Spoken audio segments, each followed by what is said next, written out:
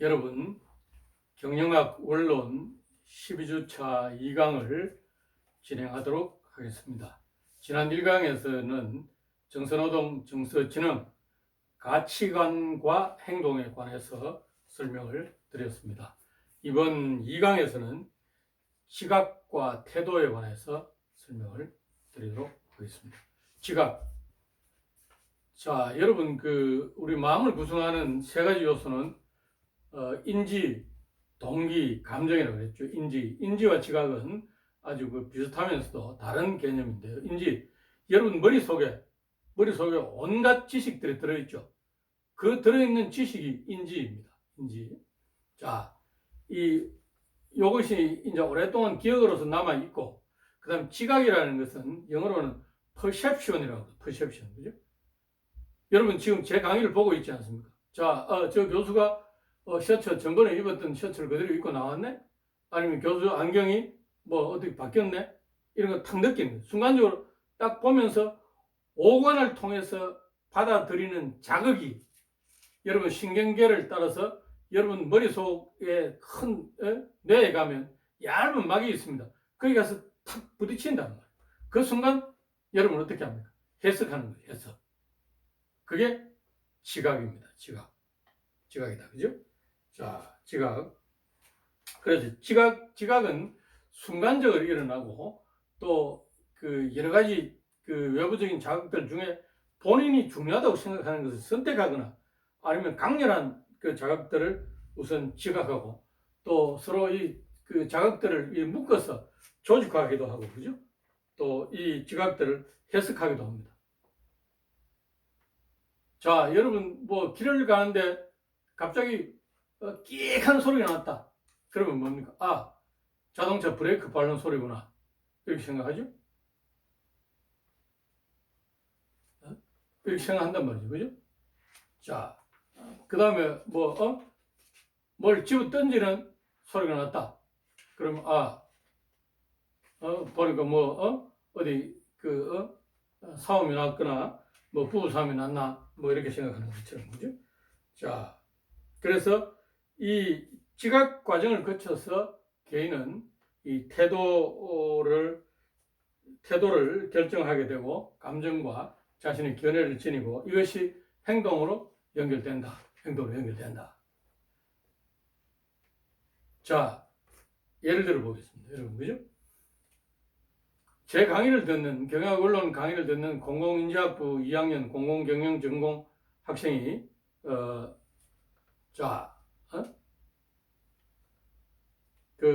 내가 보니까 박진혁 군이 1호학번인 것 같고, 자, 그러면 내가 2학년에 우리 같은 백가인 백도진 양이 있는데, 백도진 양, 나는 백도진 양이 원래 남학생인 줄 알았어요. 이름 듣고.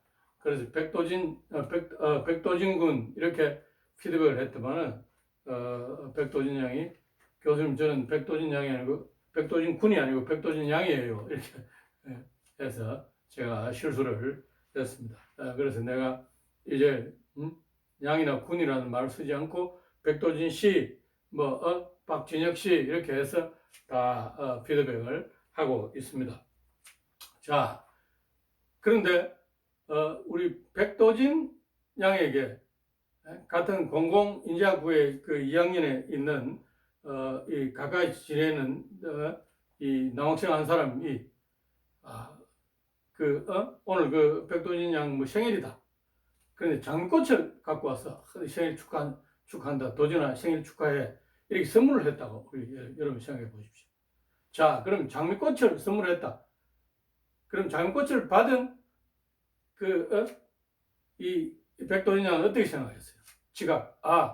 이 장미라는 것은 사랑의 표시다. 사랑의 표시. 그죠? 그러니까 이 선물을 한 이 남학생이 나에게 호감이 있어서 이렇게 꽃을 선물하는구나. 이렇게 느낄 수 있겠죠. 그게 지각이라는 지각. 그죠? 지각이다. 그래서 백도진 양은 그러면 참 고마워. 나도 너 생일 때 뭘 선물을 해줘야 되겠다. 이렇게 생각한다든지 아니면 그럼 나는 남자친구 있어. 그래서 장미꽃만 받을게. 내 마음은 이렇게 뭐 받지 못해서 미안해라든지 그죠? 뭐 이런 이 주고받는 행동들이 나오게 되겠죠, 그죠? 이런 것들이 지각 과정을 통해서 우리가 일어나는 것이다, 그죠? 일어나는 것이다. 자, 그 다음에 조직 속에서는 개인 우리가 오간을 통해서 이런 외부의 자극들을 받아들이고 그것을 해석하기도 하지만 이 사회적인 지각이라는 게 있습니다. 사회적인 사람과 사람 사이 관계를 통해서 우리가 지각을 형성하게 되고 이 지각이 행동에 영향을 미친다. 그죠? 지각 대상자의 지각 대상자의 특성이나 지각자의 특성, 지각하는 사람이 가지고 있는 특성 이런 것들이 지각에 영향을 미친다. 그죠? 자, 지각자가 나는 음악을 대단히 좋아한다. 악기를 잘 다루고 음악을 좋아한다. 그러면 뭐 어디 거리를 가다가 음악 소리가 들릴 때 저 가게에는 뭐 주인이 아니면 어떤 음악을 좋아하구나. 저 가게 한번 가봐야 되겠다. 음악을 좋아하는 주인이 어떤 사람일까 궁금하니까 내가 한번 가봐야 되겠다. 뭐 이렇게 생각한다든지 이게 이제 지각자의 특성이다. 그죠? 지각 대상자의 특성. 지각 대상자가 지니고 있는 용모라든지 언어라든지 직업이나 지위. 자, 요즘 여러분 문신 또 타투라고 그러죠. 타투. 문신술사라고도 말하고 타투이스트, 타투를 하는 사람을 얘기한다. 그죠? 그러니까 요즘 타투 저도 타투에 관한 최근 소설을 하나 읽었는데 타투를 하면 타투를 하는 고통이 심장에 새겨진다 하는 이런 내용의 소설이었습니다. 그래서 이 문신은 이 과거에 여러 원시 부족들이 이 고통을 우리가 떨쳐내거나 주술적인 이런 의미에서 이 문신을 새겼죠. 머리가 아프면 머리나 이마에다가 문신을 새기기도 하고, 그죠? 또 아니면 자신이 사랑하는 연인의 이름을 또 새기기도 하고, 그죠? 이렇게 했던 것이 있습니다만. 그런데 우리가 대중목욕탕에 갔는데 등 전체에 용문신을 새긴 사람이 있다. 그럼 여러분 어떻게 생각합니까? 저 사람은 조폭이다. 이렇게 생각하겠죠? 조폭, 그죠? 조폭이다 생각한단 말이죠. 그죠? 자, 그 다음에 말을 또 이렇게, 우리가 선술집에 앉아서 그 친구와 같이 소주를 먹고 있는데 옆 테이블에 앉은 나이 든 사람들이 보니까 입만 열면 말할 때마다 욕을 섞어서 계속 말한다. 그럼 저 사람들은 어떻습니까? 틀림없이 사회에서 아주 험한 일에 종사하는 이 교양 있는 사람은 아니구나 하는 걸 생각한다든지, 그죠? 이렇게 할 수 있다. 그 다음에 또 우리가 제복을 입은 사람들 생각해 보십시오. 그죠? 자, 병원에 가면 간호사들이 있다. 그죠? 의사들은 어떻습니까? 간호사나 의사들이 입는 가운이나 복장, 간호사들은 또 캡, 그런 거 쓰죠. 그죠? 이런 것들이 또 그 사람의 직업이나 또 지위를 나타내는 이런 상징으로서 작용하고 있습니다. 자, 그 다음에 우리가 어떤 자극이 발생하는 사회적 특성이나 상황과 관련해서도 사회적 지각이 일어날 수 있다. 자, 여러분 그런 말이 있죠. 자라 보고 놀라는 가슴, 소뚜껑 보고 놀란다. 그죠? 이 소뚜껑이 자라가 시커멓고 이렇게 자라 잘못하면 자라에 물리면 손가락도 잘리니까, 그죠? 자라를 깜짝 놀랐는데 이 소뚜껑이 자라처럼 생겨서 또 우리가 놀란다든지, 그죠? 이렇게 생각하는 상황적인 특성이나 물리적 환경, 분위기 같은 이런 것들이 또 맥락, 그죠? 맥락이 이 컨텍스트라고 얘기하죠. 컨텍스트. 맥락이 또 사회적 지각에 영향을 미치게 됩니다. 자, 그런데 사람들은 자신을 정확하게 지각할수록 타인도 정확하게 지각하는데 지각상의 오류를 범하기도 합니다. 지각상에. 대표적인 지각상의 몇 가지 오류는 첫 번째 선택적 지각입니다. 사람들은 자신에게 유리하거나 자신의 가치관이나 증거 체계에 필요한 부분만 지각한다. 제 눈에 안경 이런 말 있죠, 여러분, 그죠? 눈에 콩깍지가 쓰였다. 이런 말들 여러분 많이 하지 않습니까, 그죠? 그러니까 딴 사람이 볼 때는 전혀 유능하거나 멋진 사람이 아닌데 내가 사랑하는 연인들 사이에서는 어떻습니까? 이 사람이 없으면 죽고 못 사는 거죠. 이 사람이 최고인 그런 걸로 보이는 거죠, 그죠? 자, 그 다음에 상동적 태도, 스테레오타이핑이라고 합니다, 그죠? 자, 말을 잘하는 사람은 우리 뭐라 합니까? 말 잘하는 변호사다 이렇게 말하죠. 또 이 안경 쓴 사람들은 뭐 대단히 지적으로 생각한다든지 그런 안경 썼다고 해서 뭐 지적인 것은 전혀 아니죠. 전혀 아니다. 물론 지식이라는 게 눈을 통해서 대부분 받아들이지만, 그죠? 그 다음 후광 효과 있다. 후광 효과. 지각 대상자 가지고는 한 가지 특성을 보고 전체를 판단해버려요. 그죠? 후광. 예수님이라든지 부처님 머리 뒤에 보면 이렇게 빛이 이렇게 보이죠. 그게 헤일로, 후광이라고 한다고. 후광. 달무리, 해무리처럼, 그죠? 후광. 이런 것들, 한 가지 것들이 보이면 그걸 가지고 전체를 판단해버리는 이런 경우라고 할 수 있습니다.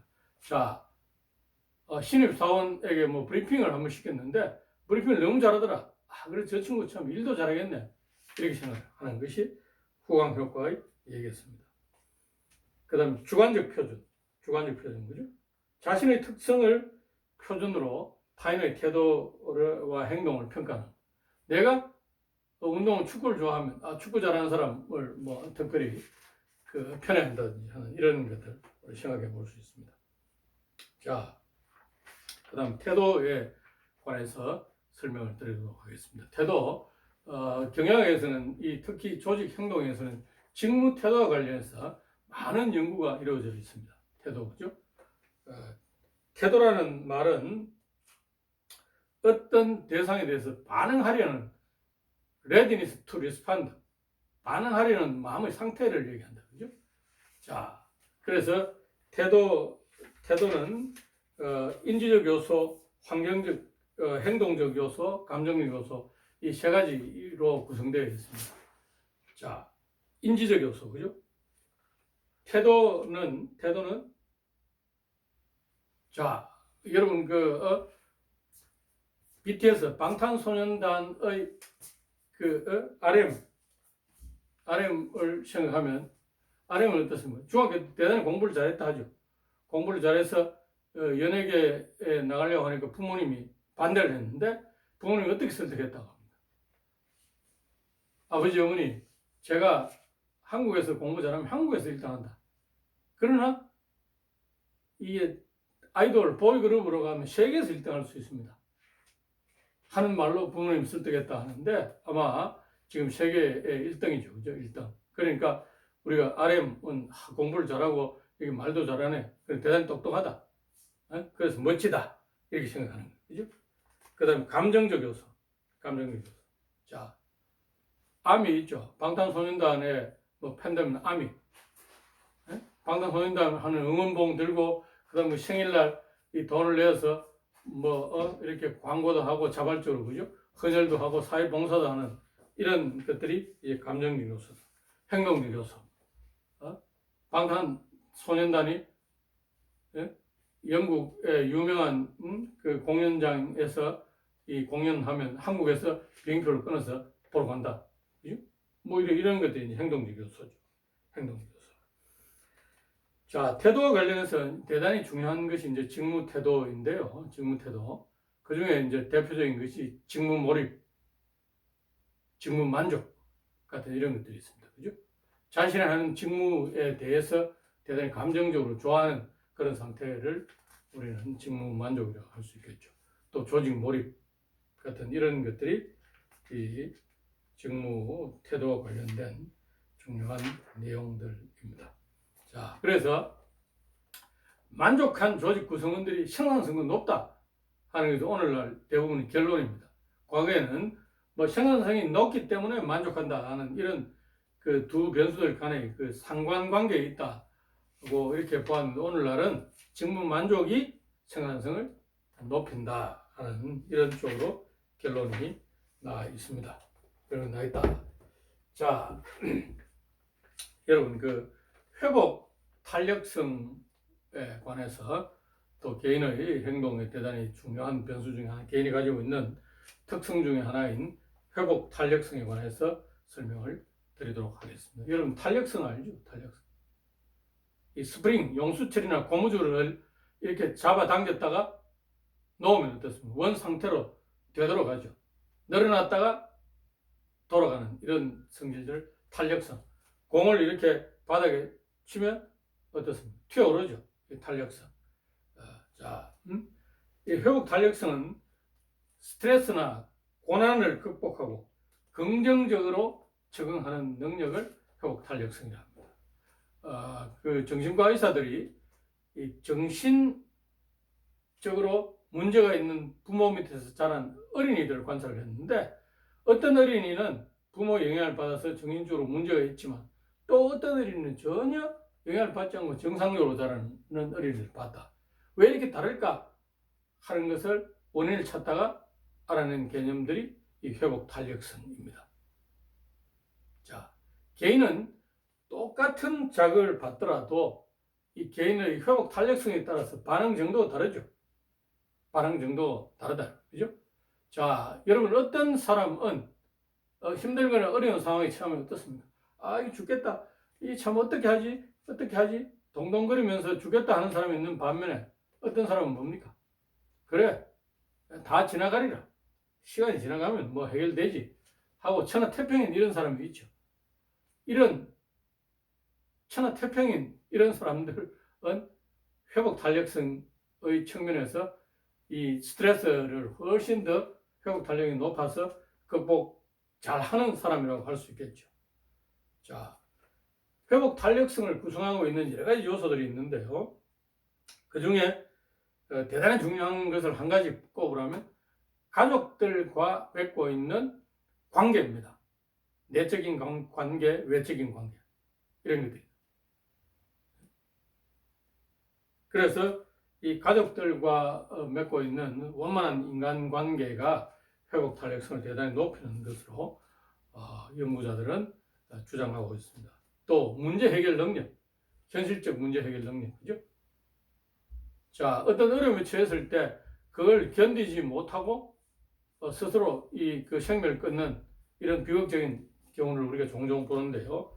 이런 사람들은 어떻습니까? 문제 해결 능력이 낮은 거죠. 낮은. 자, 그 다음 긍정적 자아 개념. 자기 자신을 긍정하는 사람. 내가 아주 중요한 존재야. 이렇게 생각해요.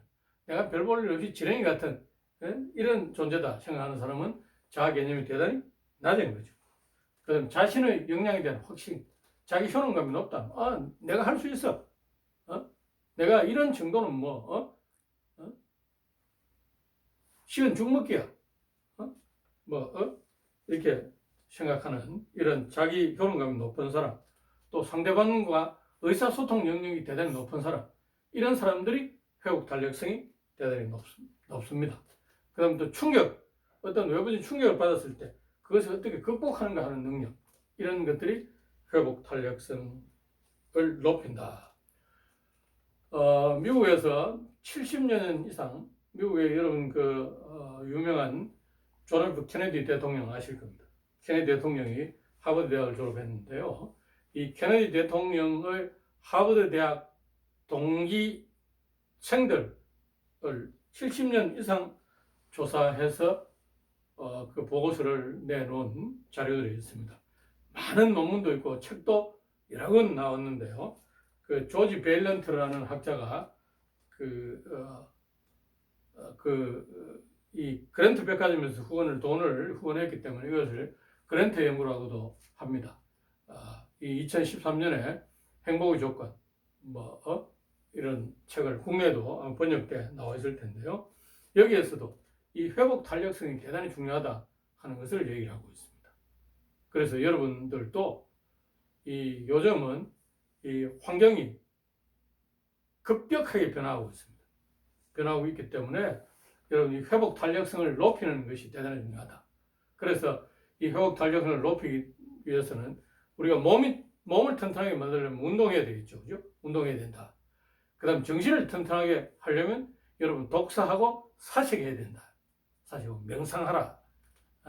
동양에서는 참선 얘기를 합니다만 뭐 이런 걸 통해서 회복 탄력성을 높이는 것이 대단히 중요하다. 좀 전에 말씀드린 하버드의 하버드 대학생들을 70년 동안 추적 연구 조사한 이 그랜트 연구에 따르면 40대 이후의 건강을 결정하는 요소 7가지가 있다 하는 걸 알아냈다. 그 중에 하나가 이 행복한 결혼 생활입니다. 이 행복한 결혼 생활은 뭐 이혼을 몇 번 했느냐 이런 게 중요한 것이 아니고 지금 같이 있는 그 부부가 정말 잘 맞고 행복한가 하는 이것을 얘기하는. 두 번째는 방금 얘기한 성격입니다. 성격. 회복 탄력성과 같은. 고난이나 극복을 긍정적으로 생각하고 극복하려는 이런 성격. 조금만 어려움이 와도 견디지 못하고 스트레스를 받는 이런 사람. 성격, 긍정적인 성격. 그죠? 그 다음 뭔가를 끊임없이 배우려는 교육. 그 다음 금연, 금주, 규칙적인 운동, 일정한 체중입니다. 체중이 갑자기 불어난다든지 줄어들면 이 건강에 이상이 있는 거죠. 자, 여러분 7가지, 그죠? 이 40대 이후에 이 7가지 요소 중에 4가지 이상을 지니고 있어야 여러분 70대, 80대까지 건강히 산단 말이죠. 그죠? 자, 회복 탄력성에 관한 얘기를 설명을 드렸습니다. 여러분, 우리 12주차